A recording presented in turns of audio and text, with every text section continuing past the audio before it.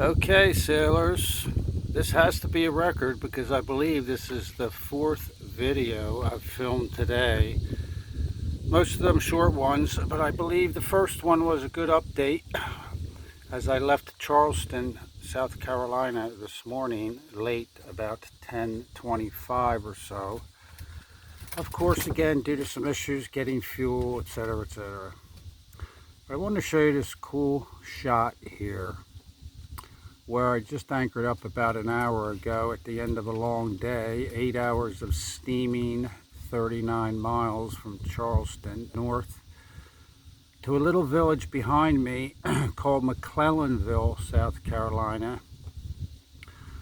But behind me is their entrance canal, and I don't really know what to make of it, whether to call it a village, a town, or what have you. But in any case, opposite their entrance canal, when they come out of it, this is the beautiful view that they have of this wooded marshland with some really mature trees on it. And this is kind of unusual because, as you can see, as they span south, it's pretty much nothing. But you may see a few dolphins in the foreground who've been hanging out as usual in the evening doing some fishing. And I'm going to span around to the northeast, and there we are. It's pretty much nothing on the other side of this little village, but it's perfect anchorage because it's off the channel, not blocking access to the entrance canal of the village. Boats have been going by me on either side. I'm right in the middle for a reason. But also, this is really important when you select anchorages. You want to know what your fetch is, your longest fetch, that is. The fetch being how far something like the wind is coming unobstructed before it hits you. I just heard some dolphins. And that's our fetch right there to the, give you exactly that direction in a second. That direction is actually south-southwest, which it's supposed to be. That was the forecast for the wind, and it's light wind. It's just enough to keep the bugs away, which have been intense in the form of horseflies and what we call up north greenheads. I got attacked back on June 22nd in Georgia, crossing Sapelo, or just before Sapelo Sound, or right as I entered it. And my dozens of stings, or whatever you want to call them, are still intensely disruptive to what I'm trying to do at any given time. They itch, they burn, they're bleeding. So I guess I need to see a dermatologist because that's just a little bit too long of a healing process. Should have been done by now, but I think I actually may have stingers in me. But it's kind of an unusual sight, I guess. Maybe there's a kind of a boat coming up here. A lot of these guys just love to run fast and just do that, which I guess if you like it, you like it.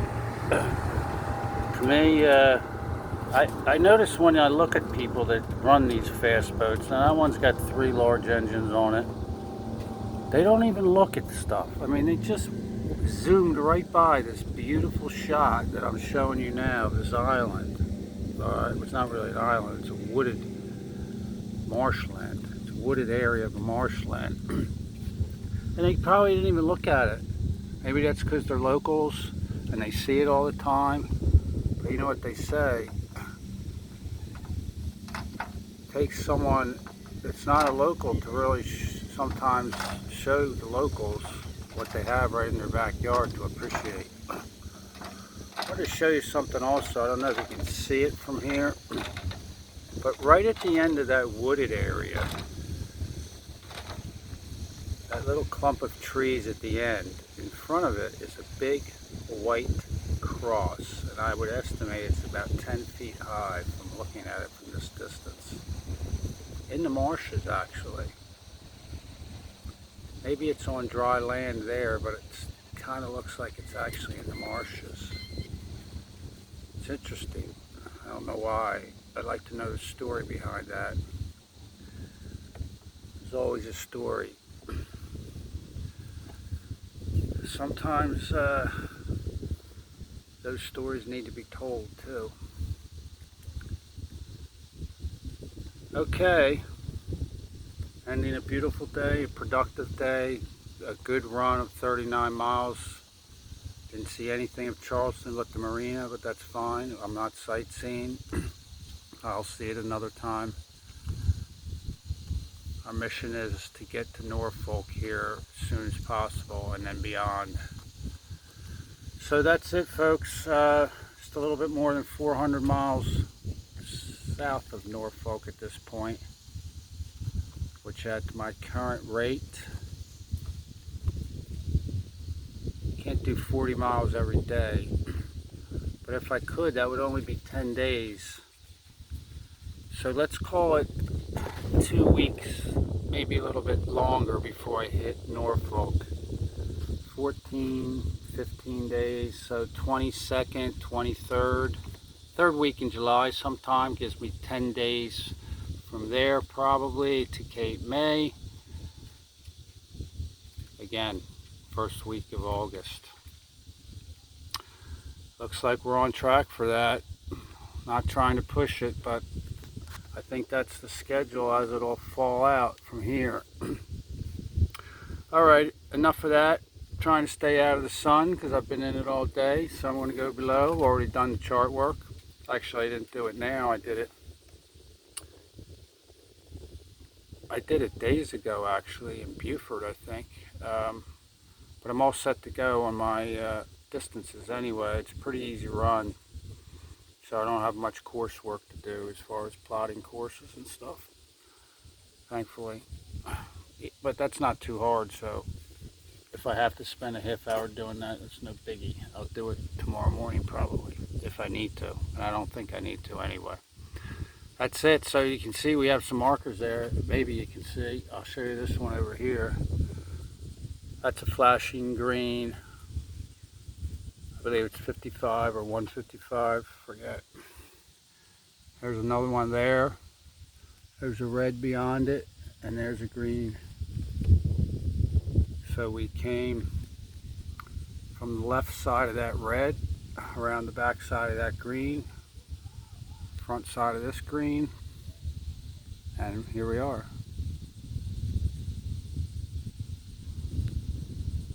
Vente Te, Whiskey Tango Hotel, 3077, out.